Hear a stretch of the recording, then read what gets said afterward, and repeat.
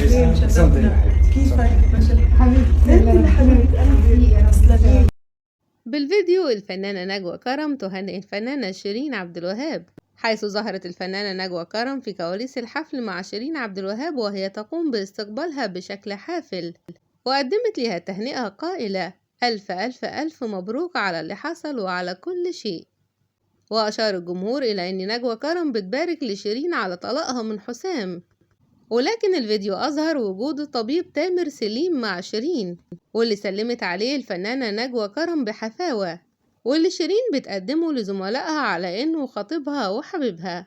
وارتبطت شيرين عبد الوهاب مؤخرا بالدكتور تامر سليم، وهو دكتور أمراض نساء وتوليد، ومن المرتقب الإعلان عن موعد زواجهم قريبا، خاصة بعد ظهوره الدائم معها في الحفلات وانتعاشها للحياة رغم انفصالها عن زوجها حسام حبيب بعد قصة حب دامت ل5 سنين، حتى إن الجمهور استغرب إزاي شيرين قدرت تتخطى الأزمة دي. وتامر سليم بيكون الخطيب السابق للفنانة مريهان حسين، وتم فسخ خطوبتهم قبل الفرح بأسابيع.